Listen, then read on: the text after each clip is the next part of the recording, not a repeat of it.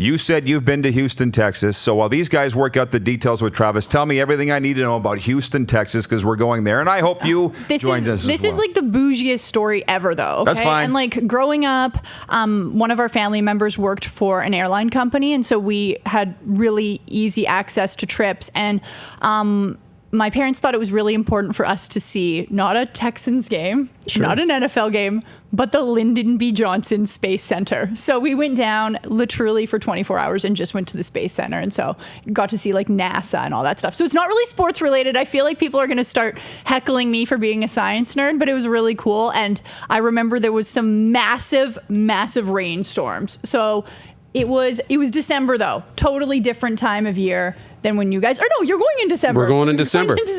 So bring a rain jacket if you guys are going, okay? You know, we've got that as part of the add-on that we can do a trip to NASA. Which is what? Is it like 45 minutes, Michelle? I'm not sure. Yeah, about 45 minutes It's for like here. right in there. Yeah. You know, but it was amazing. You can see like the space shuttles that have been there. You see like what they eat. There's a lot of, that kind of stuff. Yeah, no, that's the coolest thing. Yeah. Anyways, so I highly suggest that. I'd love to go to an NFL game there. I went to MetLife Stadium and I saw the New York Jets playing the LA Rams last year. And that was amazing. It was actually like all of Saskatchewan was in that MetLife Stadium. The capacity was bonkers. And I almost got lost in there. Like you can look across and you sort of can't even make out faces. All you see is just like little heads everywhere. And they look like bobbleheads. They're so far away and they're just like this, anyways. The boys are working on Travis Lulay in the back. They got him on the cell phone. I don't know what happened. Yesterday, when we have Milt Siegel, Dave Tippett, and Jay Onright, and all worked fine. And then today, Ghosts in there. But Claire Hanna's only with us till 11. She tells us she's got to get out to CTV Regina on Vic East. So let's get these questions out of the way. I feel the hardest job in broadcasting is being a sports radio talk host. For me, it's hard to fill hours daily. It's not easy, especially when you're doing it for the most part on your own. The second hardest is sideline reporting for the reasons that you probably know because you've done it too. How do you feel about it? Well, you've done it too, Dukes, on Canada West games. But Claire, you've done it with TSN. Am I misreading that? Is that not as hard as I think it is? I'd love to hear Darren's thoughts on this too, because Darren's done it for a lot longer than I have. But it was really nerve-wracking for me last year because it was my first year ever on the sidelines. When they come to you, you're trying not to think about everybody across Canada who's watching the CFL watching you, and you don't want to mess up. But there is so much preparation that goes into sideline reporting because you want to have a little bit on almost every player, which is so hard to do because you never know who's going to be a hero in a game, or you never know who's going to kind of cause a big scene, and you want to have a bit on them, whether it's from practice or from their personal life. And I would prepare so many bits and like 2 would get used. Right. And I'm like, okay. But then you realize, I remember talking to one of the producers about this, that everybody in the truck has made so many different plasmas, so many different stats sheets. Like everybody has over prepared, and everybody has lost stories in this game, right? And so you have Coaches have lost plays, right? It's the same thing for everybody. It's the same thing. Yeah. Or like a play-by-play guy will steal your bit, your little note about the guy or the color guy where you're like, I was just going to say that. Yeah. Or like when somebody's coming down to me, they give away like the beginning part and I'm like, okay, hold on. What can I add on to the end there? Right. And also you have to be conscious of what's happening in the game, because the worst, and luckily this hasn't happened to me yet, but you're telling your story about, these 3 roommates on the Riders. They're all receivers, they're all rookies or whatever. And then all of a sudden a touchdown happens, and you do not want to take away from that because that's the main focus. Your story adds color, but it's not the priority. And so juggling those 2 things was difficult. Listening to your producer about what's happening, making sure you're also like, I almost got hit last year by Bethel Thompson, who was warming up on the Argos side, and I didn't realize he was right behind me, and I kind of felt like a knock on my back. I'm like, oh my gosh, okay, I got to move, but I'm in the middle of this hit. There's a lot of things going on. What's funny that you didn't even mention at all? What I found was the hardest part, and I did sidelines on the Rider broadcast for, I want to say 3 years, maybe 4 before I was doing play-by-play, and I had to do the visitors sideline. So they're pissed off they're the visitor in Taylor Field to begin with. They've been heckled all day by the Rider fans on that east side, and if they lost, they're in horrible moods. And usually that sideline reporter on CKRM's got a Rider logo on his shirt. So when you're in enemy territory, B, they don't want to tell you anything. You're looking for an injury update, and they think you're going to, send it straight to the Riders. You're wired instead into of on the radio. Yeah, you're headset. right. And there's the paranoia in football is just out of control of any sport. That's what I find hard, getting interviews with the guys live. That's the hardest part of it. Yeah, and I felt like pretty lucky because I'm not with any team. I'm just with CTV and TSN. I'm not a fan of any team, and I understand how if you're in-house, that looks like you're in enemy territory. But I try to make it really clear that I'm not a fan. I'm definitely not a Riders fan. I'm just covering the team, So I find it hard to hear in Mosaic Stadium. Like, I'm trying to listen to what the coaches are saying to each other or how they're beaking each other or what they say when they're like a quarterback's coming off, because I'm trying to listen there so then I can relay that information or find out who's getting pulled or what. But it's so loud. And also I'm like trying to creep, but I'm really tall and I'm like one of the only females on out, there. yes. So I'm like, I can't blend in. Whereas, somebody like Ballsy can totally blend in. Yeah. But that's totally it, right? And you talk about like being around the sidelines. Same thing in hockey, right, Rod? It's, are you the guy that's sitting around practice or talking to the players and making everybody nervous? You got to build those relationships, right, with the coaches, with the players, so that they're comfortable with you walking right up on the sidelines. They'll give you injury information, those little notes, and you'll talk to coaches before the game. Sometimes it's eye contact. When I'll see a guy, getting looked at on the bench, like just kind of looking at him and being like, then getting something back like no worries or whatever. Or if they don't say anything, you're like, okay, what's going on here? So a lot of intuitiveness, I guess. Yeah. Well, shocks me that. Well, actually, it's you're laughing at the Facebook feed. Yeah, not that's a Rider right, fan. Anthony Bach. That's right. Well, let's tell everybody. She said she's not a Rider fan. That's upset some people. I know you played at UBC. Are you from Vancouver or where are you from? Born in Vancouver, raised in Calgary, but played volleyball for Team Canada. So I lived in Winnipeg. I've lived in every city in Western Canada except for Victoria for like an extended period of time, and Belgium for a year. Nice. So Okay. yeah. Read that comment though for our audio listeners. Not a Rider fan? ? I didn't hear anything else after you said that with the Probably face, wouldn't like be the a slur face. good thing to be on TSN and be a Rider fan, to be honest with you. So Claire doesn't feel sideline reporting's as hard as I did. That's good. That's Oh a my good. gosh, no! So Don't get me wrong, it's hard, but Okay. Secondly, as we work on bringing Travis Lulay back from Vancouver, the you versus Chris Jones thing last year, which, of course, me being oblivious to everything, didn't even know it was going on until a month into it. I didn't. So let's talk about, now that he's gone to Cleveland, I think we can talk about it. yeah, and I talked about it last year too. I think let's get some facts out there. Chris Jones was, I would say, not very dimensional. He was really. You knew who he was. Yeah. He was no Rigid. BS. Yeah. He was firm. He didn't talk to the media. You never got really interesting stories about him. For example, he drove this motorcycle that he'd gotten from one of his former Calgary Stampeders pupils, athletes.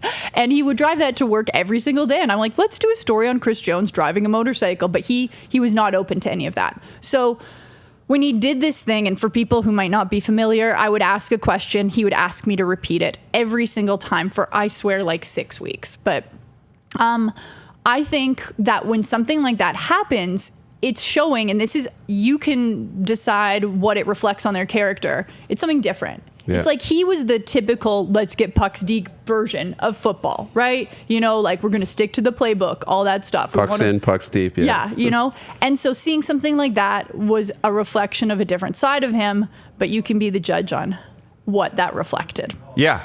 Right. When you and I talked about that, once I became aware of what was going on, I said, I don't think it's personal. Remember that talk we had? I do. Pulled you aside on the field. Yeah. And I said, I don't think it's a personal thing against you. I don't personally think it's a female thing. And the reason I had that talk with you was that morning I'd done the university breakfast. I think it was either me and Darian or me and Hebert. But one lady in athletics came up to me and said, that's really lowbrow of Jones, what he's doing to that girl from CTV. And I said, well, of course, I'm always defending Chris Jones, right? Because I like him. But I said, I don't think it's an anti-female thing. And I pulled you aside and I said, I think it's because he didn't like.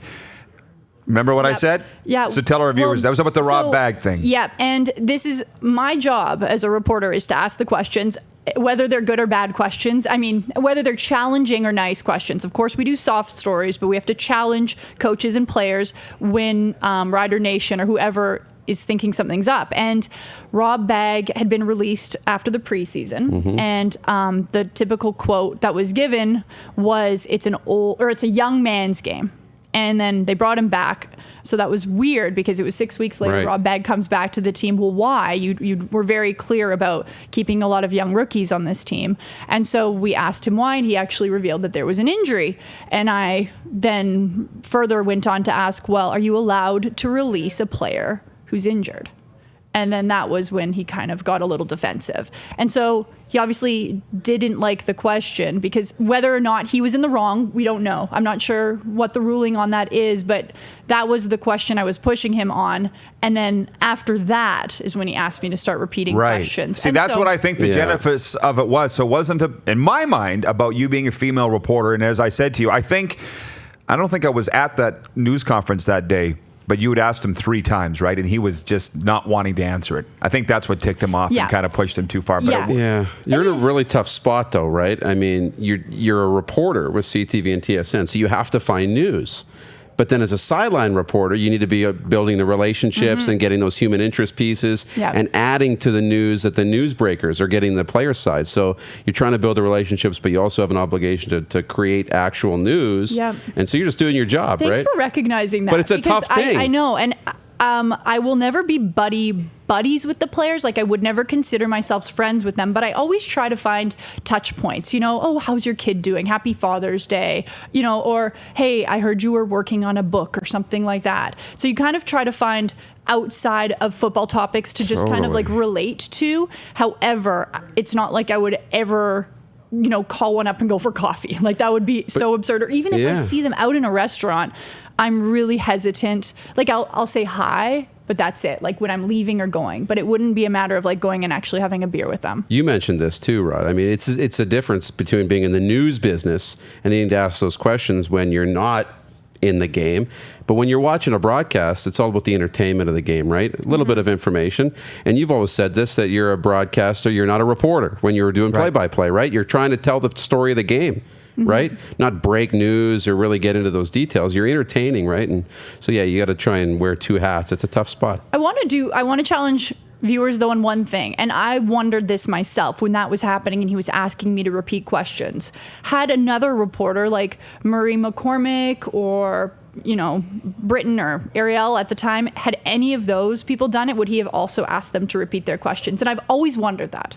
I was a rookie reporter last year. Just a combination of things, maybe. And that's something I'll never know. And I wish I could have asked Chris Jones, about this. Oh, you'll meet again, I'm sure. Yeah, and there's still people on the team, Stephen McAdoo, their strength and conditioning coach, Clinton Spencer, who are close with Chris because Chris brought them in. I've always wanted to know why he did that. Just because there was a point where I think I'm telling you, you were pressing him on something he didn't want to answer. I know, but he let it go for so long. That's what I'm saying. After a while, he wasn't mad about that anymore. After a while, and that's where I think it turned like he wasn't mad anymore, and it was almost like a joke. And I'm curious. I've just always wanted to ask him about his perspective. It became strange. Yeah, it did. That's kind of what you're saying. On the Facebook wall, Todd writes in and says, I always got the impression that Jones was being cheeky and was having fun with the new reporter. Claire's great, and everyone knows that. From WHL Pat's Cast, Facebook feed says, not everyone is a Rider fan in Saskatchewan. Ooh. What is it like being a female in pro sports, in the media? Because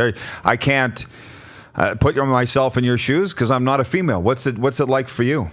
You're in the big time now. It's so funny. I don't actually notice a difference. That's good. And I'm being completely serious about that.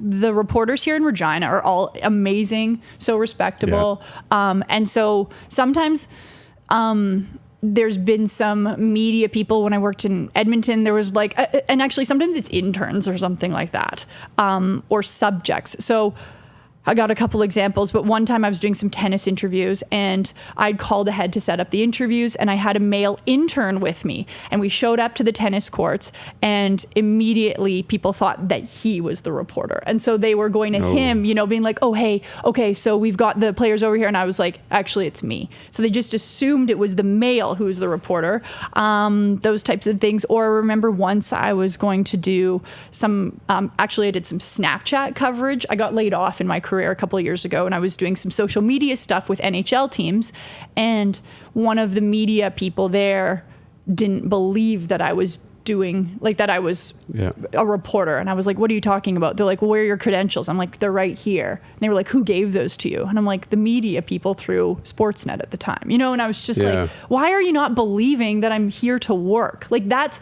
and I always question if males would get the same response, because women aren't as predominant in sports media. But those are really two examples, but I can't really think of many other ones. You know, I think players, for the most part, treat me with respect. And yeah, I think you shouldn't choose to look for it, because then you're going to find it. Claire Hanna with us from CTV TSN, but only until the top of the hour. So if you've got questions coming in, or if you have questions, feed them to us on the Facebook feed. By the way, they say we might have Travis back. Stay tuned. Keep going. I love those messages that they get. Just keep going. Just keep talking. Listen, Claire, you mentioned you lived in all these cities in Western Canada. Saskatoon, Regina. The differences?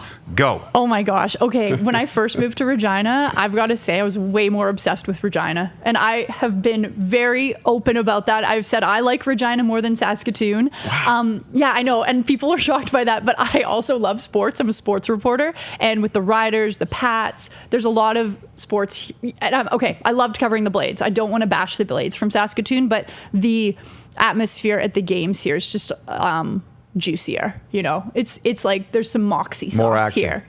You're watching Rod Pedersen on demand. For more of the Rod Pedersen Show, visit rodpedersen.com or follow Rod Pedersen on social media.